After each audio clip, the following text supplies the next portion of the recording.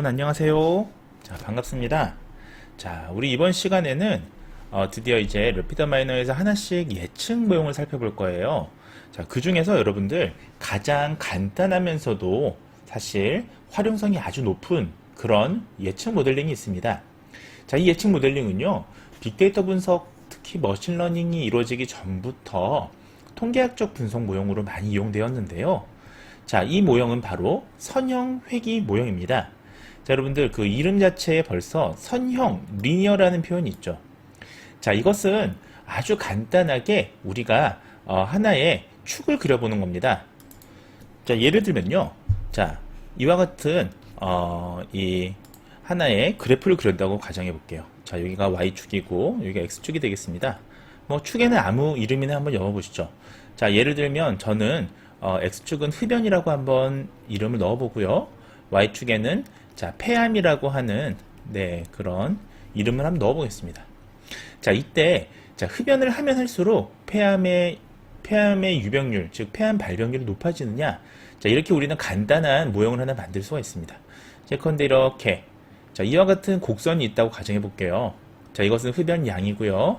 자, 이것은 폐암 유병률, 즉 폐암에 걸릴 확률을 보시면 되겠습니다.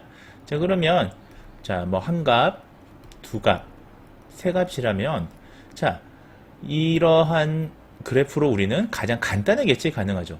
자, 그렇다면 자, 이 회귀 분석의 핵심이 이거예요. 자, 조사된 거는 우리가 세 값까지만 조사를 했습니다.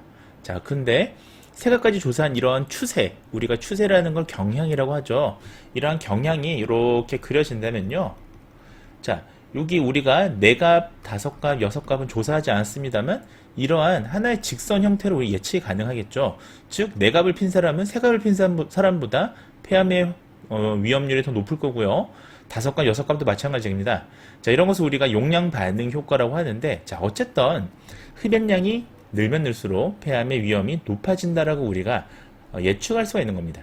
자, 이처럼 간단한 예측 모형을 만드는 것이 바로 선형 회귀 모형의 핵심이 되겠습니다. 자, 그럼 지금부터 선형 회귀 모형에 대해서 한번 살펴보도록 하겠습니다. 자, 먼저 우리 이론부터 한번 살펴보시죠. 자, 선회귀 모형, 회귀 분석, 여기서 선형이라는 말이 좀 빠졌는데요. 자, 리니어. 자, 우리가 단순히 어떤 직선의 관계를 예측한다라는 의미가 되겠습니다. 자, 그러면 우리가 방금 말씀드렸다시피 직선적인 관계. 자, 여기서 말하는 직선의 관계는 아까 보셨던 X와 Y의 관계겠죠? 즉, 뭐, 또 다른 예시를 든다면, 뭐, 음주하고, 위암의 발병률, 이런 것들도 음주가 늘면 늘수록 위암의 발병률이 높아지느냐? 자, 이와 같은 관계를 보고 싶은 겁니다. 자, 이것도 하나의 예측 모형이 될 수 있어요. 왜냐? 자, 위암 역시도 제가 아까 보셨다시피, 음주 역시도 우리가 음주는 뭐 6병까지만 조사가 됐는데 한 번 마실 때 7병, 8병, 9병인 사람은 어떨까를 예측할 수가 있잖아요. 그러한 직선의 관계를 우리가 미리 알 수만 있다면요.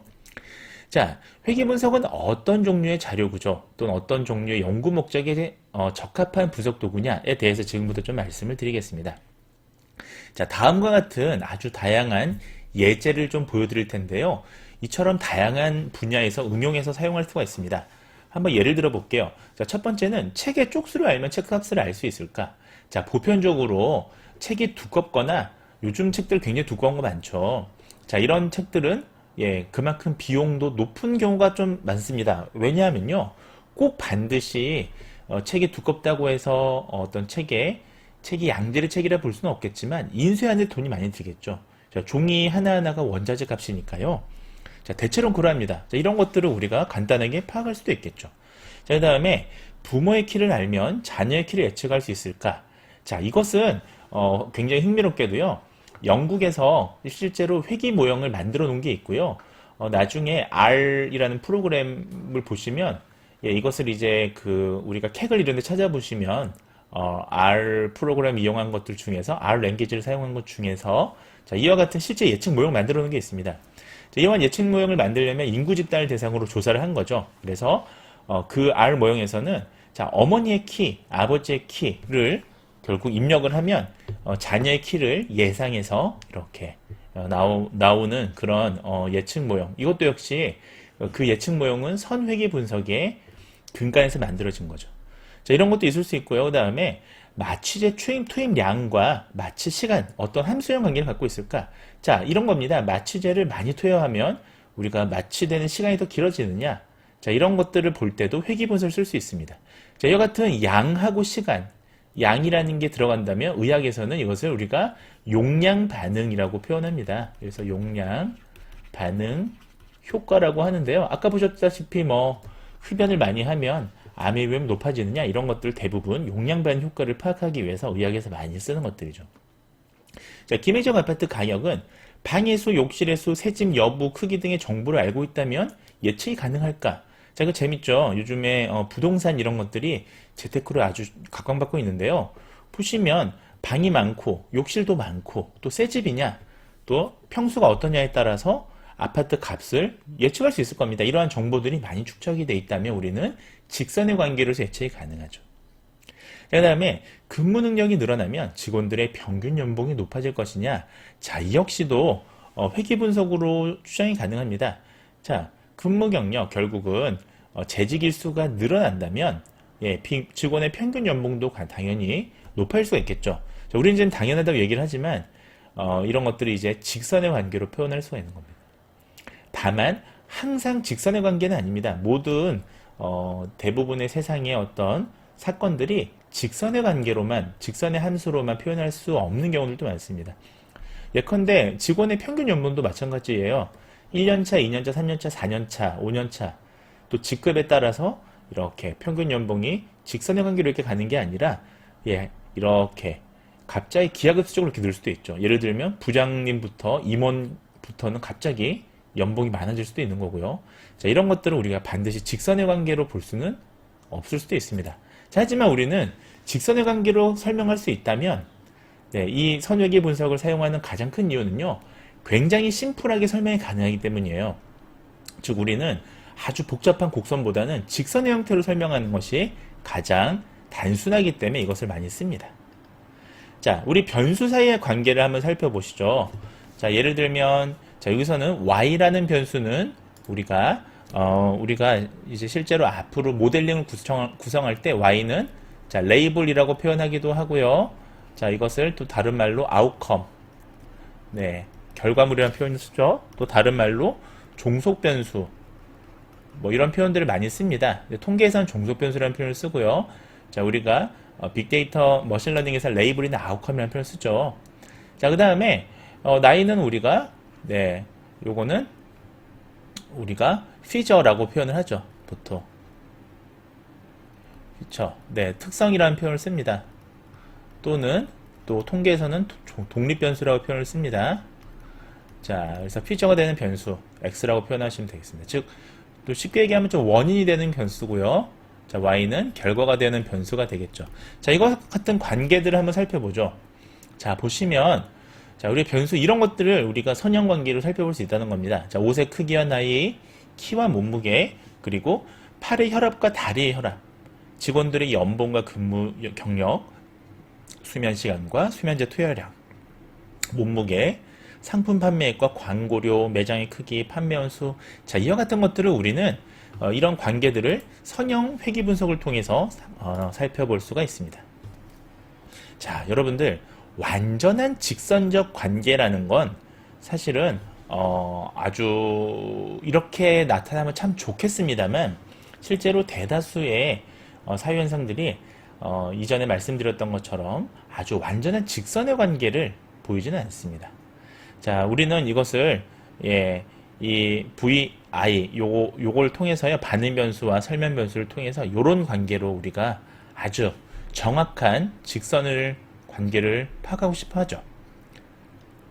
자, 그러나 실제로 대부분의 어떤 샘플들, 표본들은요, 직선의 관계를 유지하기는 어렵습니다. 자, 직선적 경향을 유지하게 되죠. 그래서 정확하게 직선은 아닙니다. 그래서 실제로 보면 자, 우리가 옷 사이즈하고 나이도 보시면요, 실제로 어린 나이에 개월수, 지금 여기는 유아입니다. 10개월, 그러니까 돌 지나기 전에 아이들 보면요, 아이들이 금방금방 크죠. 금방금방 크면서 옷 사이즈가 굉장히 달라지게 되죠. 자, 하지만 이와 같은 게 항상 직선은 아니지만 직선의 경향을 비교적 띠게 되죠. 그래서 이 가상의 직선을 하나 긋고요, 이 직선과 직선, 이 점과 점 사이의 거리를 가장 줄여주는 직선을 하나 긋는 겁니다. 가상의 직선. 자, 이것을 우리가 뒤에서 살펴볼 회기선이라고 할 텐데요. 자, 이런 것들을 우리가 파악하는 게 바로 선형 회기 분석이다라고 이해하시면 되겠습니다. 자, 판맥. 결국은 광고료도 마찬가지죠. 자, 우리가 이게 베타, 베타 1 이런 표현을 쓰는데요. 자, 여러분들 보시면 광고료도 요 하나하나 들어가는 게 우리가 아까 보셨던 X라고 보시면 됩니다. 그러니까 피저라고 보시면 됩니다. 자, 광고료라는 것도 보시면 광고료가 높을수록 판매액도 높아지죠. 높아지는 경향이 있습니다, 실제로. 자, 반대로 얘기하면 판매액이 높은 그런 물건의 광고는 금액이 비싸겠죠. 광고료를 많이 주겠죠. 자, 이렇게 이해하시면 되겠습니다. 자, 이런 직선적 경향을 유지하는 게 있고요. 자, 그래서 우리가 지금부터 살펴보실 거는 보다 좀 이론적이지만 종류에 대해서 좀 말씀을 드리려고 합니다. 우리가 선형회귀 모형이라는 게 종류가 있습니다. 그래서 이 챕터에서는 여러분들이 어떤 알고리즘이나 이론적인 내용을 살펴보는 수업은 아니라서요. 자, 이 부분은 좀 간단하게 말씀을 드릴게요. 자, 선형회귀 분석은 크게 두 가지 종류가 있습니다. 자, 첫 번째는요. 자, simple linear regression이라고 표현하는데, 자, 단순 선형 회귀가 있고요. 자, 그 다음에, 자, 단순히 있으니까 뭐가 있을까요? 네, 복잡은 아니고, 다중, 멀티플이라는 표현을 씁니다. 다중, 선형, 회귀라는 게 있습니다. 자, 그러면 단순 선형 회귀랑 다중 선형 회귀가 뭐가 다르냐? 간단합니다. 자, 단순 선형 회귀 모형은, 자, x가 하나고, y도 하나인 거예요. 자, 이 표현을 조금 더 쉽게 설명하면, 자, 피저, 즉 원인은 하나만 있는 겁니다. 그리고 결과도 하나만 있는 겁니다. 자, 예를 들면 우리가 흡연하고 암의 관계를 볼 때, 자, 그냥 단순히 흡연 하나와 암의 개별적인 관계를 본다 할 때 단순 선형 회귀 모형을 많이 씁니다.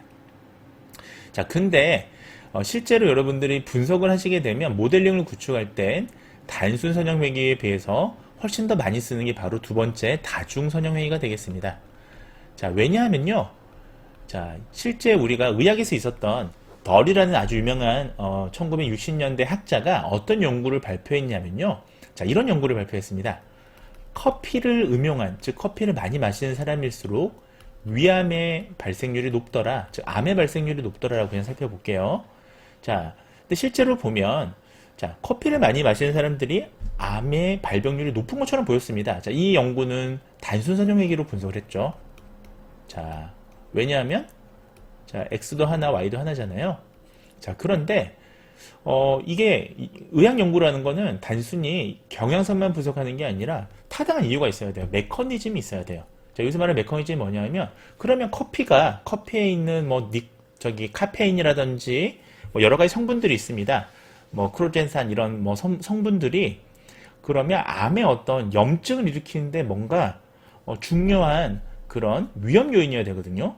근데 실제로 이상하다. 커피에 있는 성분들이 오히려 항산화 효과가 많고 암에 직접적인 영향이 없는 거예요. 자, 그래서 나중에 후속 연구들이 있었습니다. 이제 뒤에 학자들이 이상하다고 계속 살펴봤더니, 자, 실제로 보시면, 자, 커피를 많이 마시는 사람들이 또 어떤 분들이 많냐면, 항상 그런 건 아닙니다만 커피를 많이 마시는 분들이 사실은 흡연을 많이 해요. 여러분들도 보시면 흡연자분들이 점심 먹고 나서 커피 한 잔 마시면서 담배를 동시에 피시는 분들 참 많죠. 자, 근데 만약에 흡연이라는 거를 조사하지 않고 단순히 커피와 위암과의 관계만 본다면, 네, 실제로는 여기 이 흡연이 위암에 영향을 더 많이 미쳤던 거예요. 근데 흡연을 조사하지 않고 커피와 위암과의 단순한 관계만 본다면, 자, 이것은 정확하게 우리가 관련성을 살펴볼 수가 없습니다. 자, 그래서 요즘엔 단순 선형회귀가 아니라 다중 선형회귀를 많이 써요. 그래서 커피 외에도 흡연 여러 가지를 많이 동시에 살펴보는 거예요. 그래서 다중 선형회귀는 뭐냐 하면, 자, X가 여러 개인 걸 얘기합니다. 여기서 말하는 X가 원인이잖아요. 원인, 위험 요인 등이고요. 그래서 X가 여러 개이고 Y가 하나인겨. 자, Y는 결과죠. 자, 그래서 암과 커피와 암의 관계만 살펴보는 게 아니라 커피, 흡연, 음주 여러 가지를 다 넣어서 암과의 관계를 살펴보는 회귀 모형을 만든다면, 자, 이것을 다중 선형 회귀라고 합니다. 자, 제가 전체적인 개요를 말씀드렸으니까 이제 자, 한번 이 내용을 보시죠. 그래서 단순 선형 회기를 다시 말씀드리자면 반응 변수와 하나의 설명 변수로 직선정의 관계를 규명하고자 할 때 우리가 단순 선형 회기를 많이 씁니다. 자, 그래서 이 y라고 하는 결과는 어떻게 해석이 되느냐? 자, 베타 제로라고 하는데 그냥 절편입니다. 예, 절편. 그리고 베타 1x 이게 이제 회기 개수라고 하는데요. 기울기를 얘기합니다. 여기 x가 들어가 있죠, 지금. 자, 이 경우에 지금 x가 하나만 들어가 있어요. 그래서 우리가 하나만 보는, 즉 우리가 원인도 하나, 결과도 하나인 그런 모형이다라고 보시면 되겠습니다. 자, 한번 예제를 보시죠. 자, 교재에 나온 예시를 보시면 쪽수와 책값에 대한 자료가 각각 12개씩 주어져 있다고 우리가 한번 가정해 보겠습니다. 자, 지금 보시면 자, 우리가 아까 예제로 책의 쪽수가 많아지면 가격도 올라가느냐를 보고 싶다고 했잖아요. 자, 보시면 쪽수가 이렇게 늘고 있죠. 자, 책값 가격이 이렇게 나와 있습니다. 이것을 우리가 하나의 그래프로 자, x는 지금 여기 있고요. y 가격을 세로로 하자면 이와 같은 하나의 우리가 가상의 선을 그릴 수가 있겠죠. 자, 지금 이게 하나하나가 개별 지금 책의 이런 샘플들의 위치입니다. 자, 그럴 때 지금 이 경량성을 보기 위해서 이 점들 간의 가장 가까운 선, 이른바 가상의 선, 이른바 이것이 바로 리글레이션, 그러니까 선형 회기선이라고 볼 수가 있어요. 이 회기선을 우리가 하나 그을 수가 있거든요. 자, 그거 보면 이와 같은 선이 그어지겠죠. 자, 우리는 이런 이 회기식 이것을 구하기 위해서 우리가 선형 회기 분석을 하는 겁니다. 자, 근데 보시면 우리가 지금 조사된 거는 지금 1600쪽 미만까지만 조사가 됐는데 이 가상의 선을 계속 이은다면 우리는 1600쪽이 넘는, 예를 들면 2000쪽이 넘는 사전이라고 그러면 그 사전의 값도 예측을 할 수 있겠죠, 대략적으로. 자, 이런 가상의 선을 통해서요. 자, 그렇기 때문에 예측 모형이라고 볼 수가 있는 겁니다. 자, 다중선형 회기 모형은요, 아까 말씀을 드렸다시피 자, 선형적인 관계를 규명하는데 이번에는 설명 변수들, 즉 설명 변수가 하나 이상이라는 뜻입니다. 즉 하나 이상의 설명 변수로, 둘 이상이죠. 죄송합니다. 둘 이상, 두 개 이상의 복수 형태의 설명 변수를 통해서 자, 반응 변수의 변화를 예측하는 겁니다. 지금 보시면 아까와 다른 게 뭐가 있나요? 차이점이. 지금 보시다시피 x가 지금 여러 개가 들어가 있죠. 자, x가 하나하나 우리가 원인이라고 가정을 했습니다. 그래서 자, 예를 들면 y가 암이라면, 결과라면 x는 우리가 원인이 되는 변수인데요. 뭐 흡연도 있고 아까 보셨다시피 커피도 있고 음주도 있고 이렇게 여러 개를 넣는 거예요. 자, 이런 여러 개의 식으로 이 암이라는 걸 설명하고 싶다라고 할 때 우리는 다중선형 회기 모형을 이용하게 됩니다. 자, 이때 우리가 그리는 걸 산점도라고 합니다. 지금 여러분들이 그 이전에 우리가 스캐터 플롯이라고 해서 이 수업 때 우리가 시각화 때 배우셨어요. 자, 보시면 이와 같은 산점도를 그릴 수가 있는데, 자, 산점도를 그리게 되면 자, 보세요. 자, 밑에 지금 첫 번째 그림은 광고료고요. 자, 판매액에 미치는 영향, 광고료와 판매원 수와 매장의 크기라고 하는 세 가지 X 변수를 통해서 판매액이라고 하는 Y 변수를 예측하려고 합니다. 자, 이때 보시면 광고료가 늘면 판매액이 는다. 이런 선형을 하나 그릴 수가 있죠. 근데 사실 보시면 자, 세 번째 그림은 어떻습니까? 첫 번째, 두 번째는 좀 선에 가깝지만 세 번째 그림은 엄연히 얘기하면 이거는 선보다는 약간 이러한 자, 이런 곡선 형태가 좀 더 가깝겠네요. 자, 이런 것을 우리가 2차 함수라고 합니다. 네. 또는 두 번이 아니라 세 번 꺾이면 3차 함수라 표현하기도 하는데 이런 게 더 가까울 수 있어요. 그래서 만약에 지금 우리가 이런 것들을 이런 직선의 경향을 보기 위해서 산점도라는 걸 쓰게 되는데 자, 세 번째 매장의 크기와 판매 같은 경우는 직선 관계로 보는 선형 회기 분석보다는 제가 볼 때는 다른 머신러닝을 쓰면 훨씬 더 정확도가 높게 나올 겁니다. 뭐 예를 들면 서포트 패턴 머신이라든지 다른 모형을 쓰는 게 훨씬 더 잘 나올 거예요. 자, 어쨌든 이와 같은 산점도를 통해서 우리가 회기선을 이렇게 하나 그려볼 수가 있습니다. 자, 우리가 회기직선을 추정하는 가장 간단한 방법은 최소 제곱법입니다. 가장 대표적으로 많이 쓰는 방법이고요. 자, 식은 이와 같은데 제가 이 식들을 너무 좀 설명을 드리면 여러분들이 어려울 것 같아서 요건 좀 넘어가도록 하겠습니다. 자, 그래서 결국은 우리가 5차 제곱합이라고 그래서 자, 요 5차가 있습니다. 에러라고 하죠. 우리가 에러를 가장 줄여주는 식을 하나 만들어주는 거예요. 컨셉만 말씀드릴게요. 우리는 컨셉이 더 중요하니까요. 자, 보시면 자, 자, 이건 지금 뭘 얘기를 하는 거냐면 5차를 가장 줄여주는 선을 하나 그린다고 여러분들 가정해 보세요. 자, 1번 선, 2번 선, 3번 선, 4번 선이 있습니다. 자, 지금 보셨던 우리가 책의 쪽수와 책값에 대한 산점도예요. 자, 이 지금 하나하나 점들은 관측된 값들, 즉 실제 책하고 책값들입니다. 자, 그러면 이 점들의 간격을 가장 줄여주는 선은 여러분들 4번이라고 생각하세요? 3번이라고 생각하세요? 2번이라고 생각하세요? 1번이라고 생각하세요? 네, 아무도 1번이라고 생각하진 않겠죠. 자, 맞습니다. 4번입니다. 4번이 지금 보시면 가장 거리가 좁죠. 그나마. 자, 그러면 이 4번은 오차, 이거 에러인데요. 에러들 간의 값을 가장 줄여주는 거예요. 그래서 4번을 선택하게 됩니다. 이 수학적 식으로는. 이 정도만 알아두시면 되겠습니다. 자, 그래서 이렇게 우리가 회기직선을 추정하게 되죠. 그래서 오차를 줄여줬던 4번을 우리는 이 모델에서 가장 선형 회기 분석에서 가장 적합한 직선이라고 생각하는 거예요. 그래서 이것을 우리가 하나의 회기선이라고 표현을 하는 겁니다. 자, 우리가 단순 선형 회기 추정식은 이와 같고요. 이건 참고삼아 보시고요. 자, 앞서 보셨던 회기 추정식을 통해서 우리가 책값 자료, 즉, 자, 책이 페이지가 1단위 증가하면, 자, 어떻게 해석이 가능하냐면요. 자, x가 1단위 증가하면 y는 이만큼 증가한다라고 얘기하는 거예요. 이게 지금 회기선에서의 식이잖아요. 자, 너무 어렵게 생각하지 마세요. 그냥 지금 제가 말씀드린 건 편안히 들으세요. 자, 이걸 절편이라고 하는 거고요. 자, 이런 건 나중에 여러분들이 좀 공부하셔야 됩니다. 이 시간에 잠깐 들어서는 어렵습니다. 자, 우리가 알고 싶은 아까 x의 값은 요거였어요. 자, 요게 뭐냐 하면 아까 x가 뭐였습니까? 페이지 수였죠. 그래서 자, 페이지 수가 1단위가 증가하면, 자, 페이지가 1페이지가 증가하면 책값은, 자, 요게 이제 베타 값이거든요. y에 대한 값은 0.0341, 자, 0.031이 증가하는 거예요. 그러니까 한 페이지가 늘면 늘수록 0.031이 증가해요. 10페이지가 증가하면 3원이 증가할 거고요. 100페이지가 증가하면 300원이 증가할 겁니다. 자, 이렇게 우리가 예측할 수가 있는 겁니다.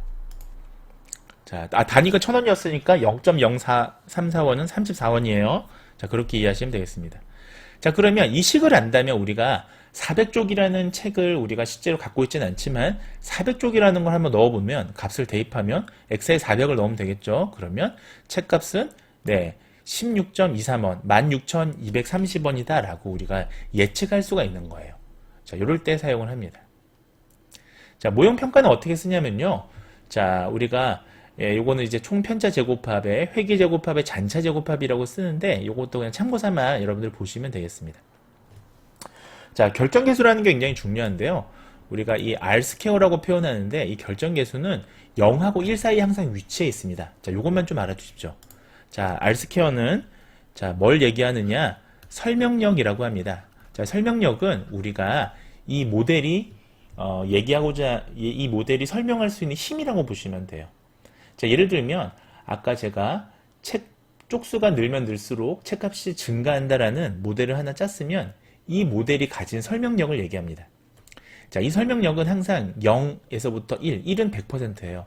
자, 100%의 설명력을 가진다면 자, 절대적인 진리에 가깝습니다. 즉 책값이 책 페이지가 증가하면 책값은 무조건 증가하게 되어 있는 거죠. 자, 그리고 0이라면 이건 설명력이 아예 없는 거예요. 즉 타당하지 않은 게 되겠죠. 자, 요것을 우리가 스퀘어드 코레이션이라고 레피더마에서 얘기를 하고 있습니다. 자, 예를 들면 0.38 정도 나왔습니다. 0.38이면 38%예요.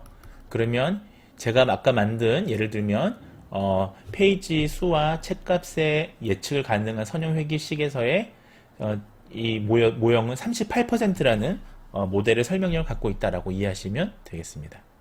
자, 설명력이 높으면 높을수록 우수한 모델이겠죠. 즉 R스퀘어가 높으면 높을수록 좋습니다. 다만 R스퀘어의 값은 1이 1보다 같거나 작아야 한다는 걸 잊지 말아주세요. 자, 그 다음에 데이터 수집과 변수 선택에 대해서 요건 좀 짧게 말씀을 드리겠습니다. 자, 회기 분석에서는 자, 이제 회기 분석만 그런 게 아니고요.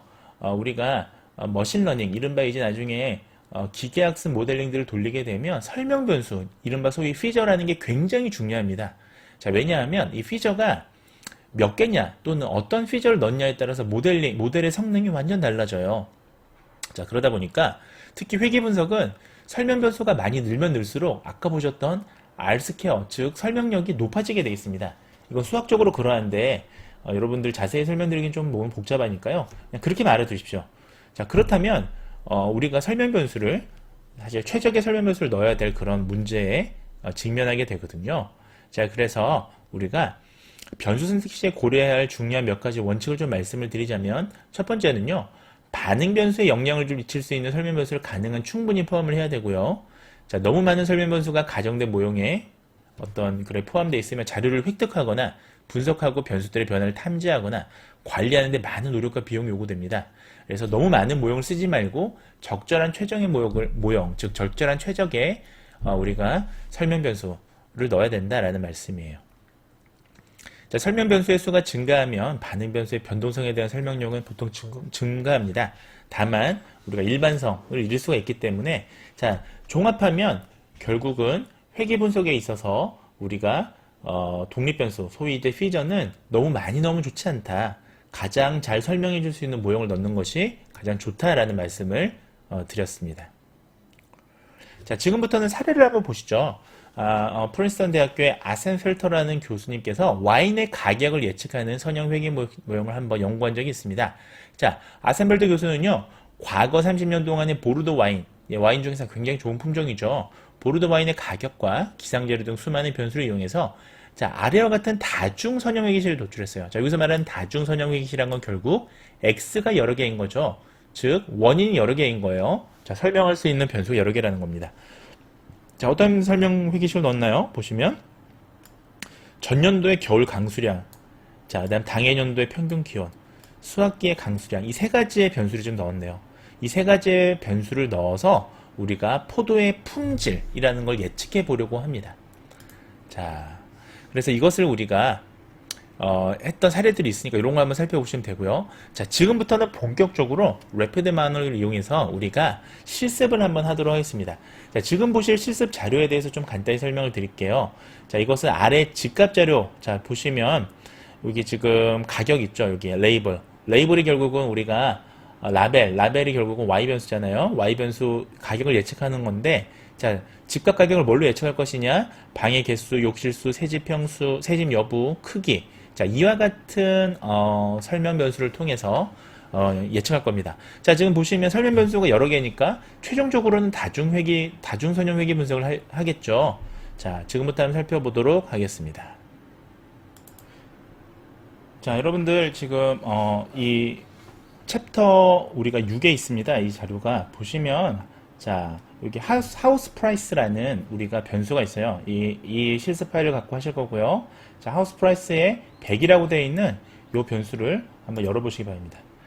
자, 지금 열어보시면 뭐 이렇게 지금 변수가 있다라는 거 우리가 앞서 보셨던 그 변수가 있는지 확인해 보시고요. 자, 예, 눌러보시면 에러도 없고, 지금 보시면 뭐 미싱 밸류도 없네요. 그러니까 결측지도 없네요. 그러면 자, 피니시를 눌러주시면 됩니다. 자, 그래서 우리가 이것이 잘 돌아가는지 한번 확인해 볼게요. 예, 맞네요. 잘 불러왔네요. 보시면 여러분들 저와 같이 똑같은 이 파일을 불러오셔야 됩니다. 자, 그래서 보시면 예, 방의 가격도 지금 여기 나와 있고요. 네, 이게 지금 Y 변수가 되겠죠. 자, 그리고 자, 1년 번호는 그냥 이 ID, 그러니까 이 식별 자료예요. 자, 로우 넘버도 의미가 없죠. 자, 방 개수, 욕실수, 세집 여부, 크기. 자, 그 다음에 가격. 요 5개가 지금 실제 사용할 변수가 되겠습니다. 자, 그 다음에 우리가 이것을 지정을 좀 해줘야 되는데요. 자, 다시 이걸 돌아와서요. 자, 여기 밑에 보시면 set rule이라고 한번 쳐보세요, 여러분들. set rule. 자, 이렇게 치시면, 자, 이런 것이 하나 생성이 됩니다. 자, 지금 요 연결이 지금 되어 있죠. 우리가 불러온 이 엑셀 파일에 연결이 되어 있습니다. 자, 그럼 이것은 무엇을 하는 거냐? 자, 속성을 지정을 하는 건데요. 자, 이걸 좀 옆으로 이해하기 쉽게 넘겨보겠습니다. 자, 이제 지금 set rule이라는 게 패러미터라고 하는 요 창에 지금 떠 있죠. 자, 그러면 이 set rule에 우리가 자, 지정을 해 주셔야 돼요. 자, 지금 보시면, 자, 이 지금 우리가 지금 예측하고자 하는 Y 변수가 방 가격이잖아요. 주택 가격수잖아요. 그래서 자, 가격 100만 원을 클릭해 주시고요. 자, 우리가 역할에 따른 변수는 레귤러도 있고 라벨도 있죠. 레귤러는 우리가 설명 변수라고 했습니다. 자, 이게 피저고요. 레이블은 뭡니까? 종속 변수, 결과물이죠. 아웃컴이죠. 그래서 자, 레이블을 먼저 지정을 해줘야겠죠. 자, 지정을 해줍니다. 자, 지정을 해주면, 자, 여기에 자, 선택을 해줘야겠죠. 가격이고요. 자, 그 다음에 이거는 레이블이다 라고 지정을 해주셔야 돼요. 자, 근데 지금 변수를 여러 개를 쓸 거잖아요. 자, 나머지 변수들도 사실 지정을 해줘야 됩니다. 그러니까 총 5개를 우리가 변수를 지금 사용하고 있죠. 그래서 가격 외에 하나씩 지정을 해주시면 됩니다. 자, 방 개수, 새집 여부, 욕실수, 그 다음에 크기 평방미터. 우리는 지금 방 개수와 새집 여부와 욕실수와 크기 평방미터라고 하는 우리 4개의 어떤 그 독립 변수로 우리가 종속 변수, 자, 이게 x죠. 4개 x로 y인 가격을 지금 예측하고 싶은 거잖아요. 그래서 이걸 다 레귤러로 맞춰줍니다. 예, 그리고 어플라이를 눌러주시면 되겠죠. 예, 그러면 set 룰이 지정이 됐습니다. 자, 그 다음에 오퍼레이터를 통해서 이제 로지스틱 리글레이션, 저 리니어 리글레이션을 가져오셔야 돼요. 자, 그래서 자, 리니어 한번 쳐주세요. 리니어, 자, 리글레이션. 자, 쳐주시면 밑에 리니어 레귤레이션으로 돼 있죠. 그래서 리니어 레귤레이션을 여러분들 클릭해 줍니다. 더블 클릭해 주시면 자, 예쁘게 지정이 되어 있죠. 자, 이것도 우리가 지정을 해 주셔야 돼요. 자,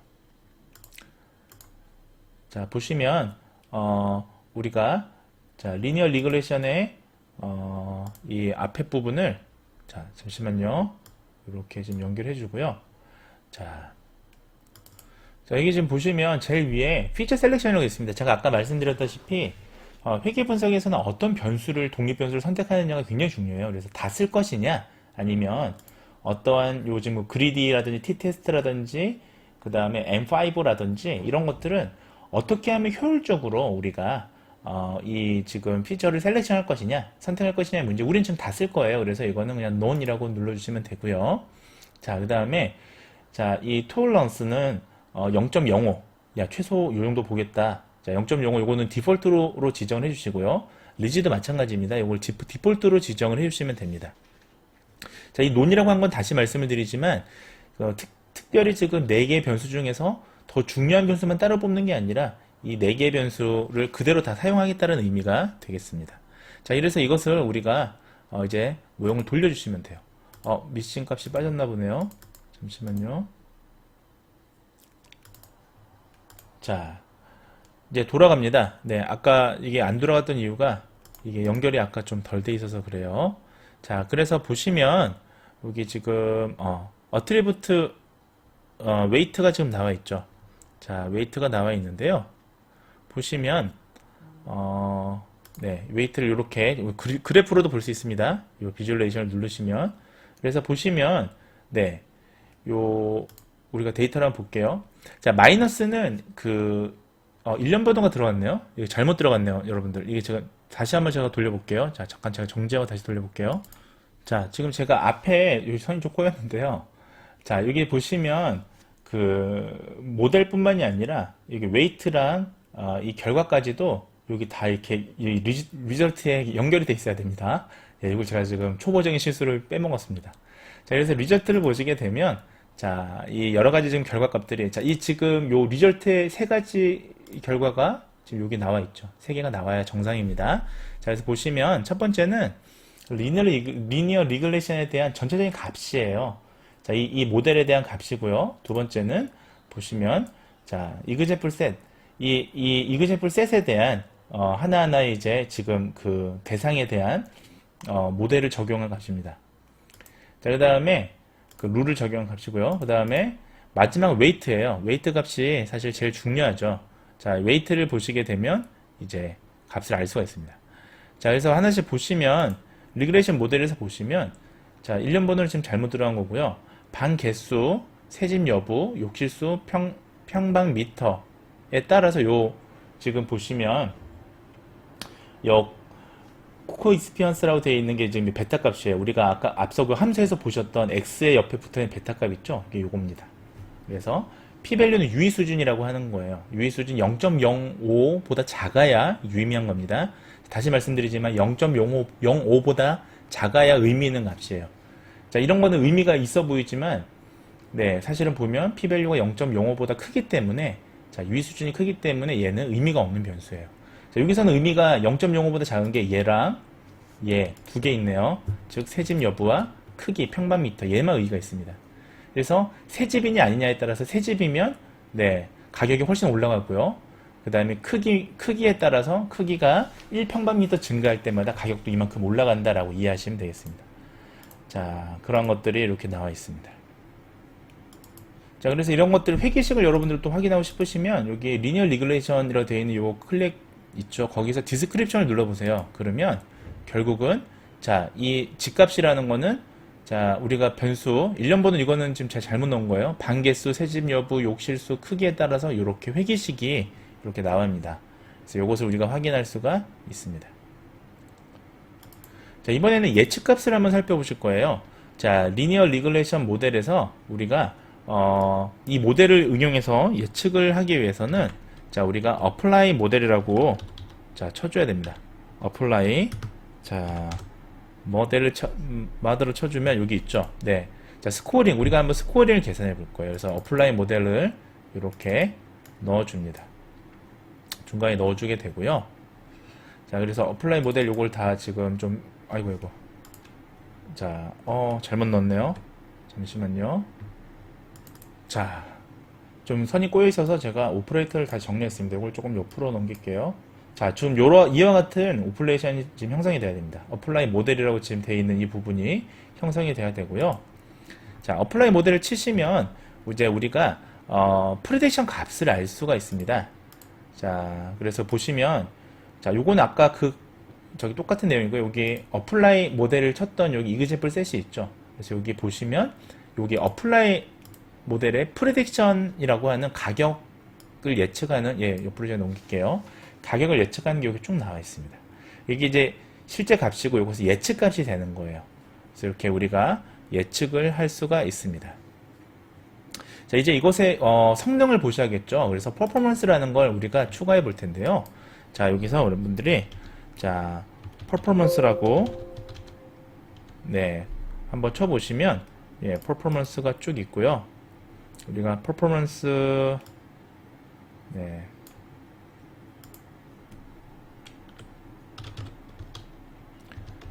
자, 퍼포먼스를 한번 추가해 보도록 하겠습니다.